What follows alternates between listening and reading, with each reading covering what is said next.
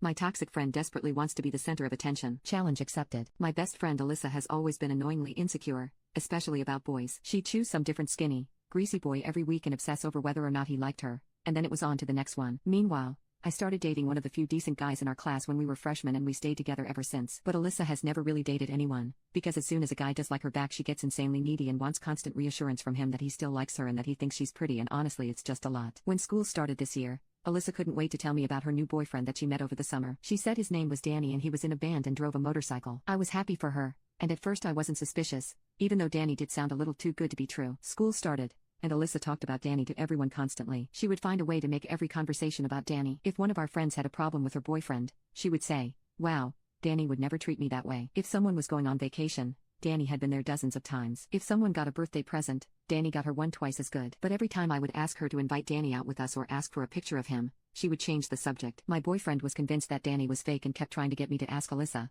but I just couldn't do it. But one day I was over at Alyssa's house and she started playing with her phone and saying he was texting her, and when she got up to go to the bathroom, I couldn't control myself and I checked her phone. The only recent texts were from me and her mom. So when she came out of the bathroom, I confronted her and said, "I'm your best friend. You know you can tell me anything." She started crying and admitted that Danny was made up. She had met a boy named Danny over the summer who at least kind of met the description of the guy she was talking about, but he was just a guy she hung out with while she was at the beach and nothing had happened between them. She said it had been so hard all these years to watch me have a happy relationship while she was always alone. And I don't know, I kind of felt bad for her. She begged me to keep her secret, and I said I wouldn't tell anyone, but she really needed to end things with Danny fast and stop talking about him so much to everyone. She agreed that she would. But a couple months later, she and Danny were still going strong, and he was still the most perfect and amazing boyfriend. I was honestly kind of over her and her lies at this point and putting a bit of distance between us. But my birthday party was coming up and I wasn't about to uninvite her, since she was my oldest friend. My boyfriend had planned this really amazing party for me, and he even got my sister to come home from college for it, which I was really excited for because I missed her like crazy. Alyssa knew how big a deal the party was to me, but I guess I annoyed her talking about it too much leading up to it,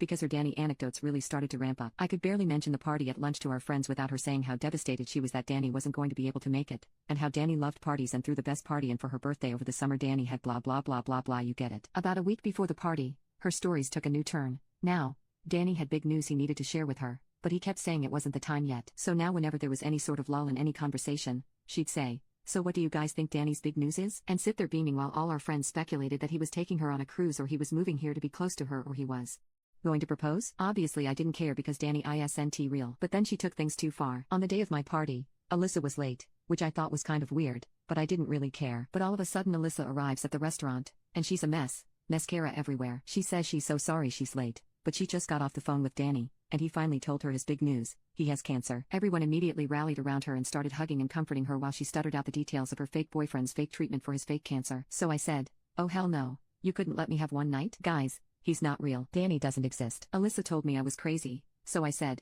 "What's his last name, Alyssa? What's his Instagram handle, Alyssa? What's his phone number? Call him right now. Show us a text from him. Show us a picture of you together. Anything." And of course she had nothing. Everyone realized the truth and was disgusted that she'd made them worry about someone who didn't even exist having cancer. She started sobbing and told me that I ruined her life and ran out of the restaurant.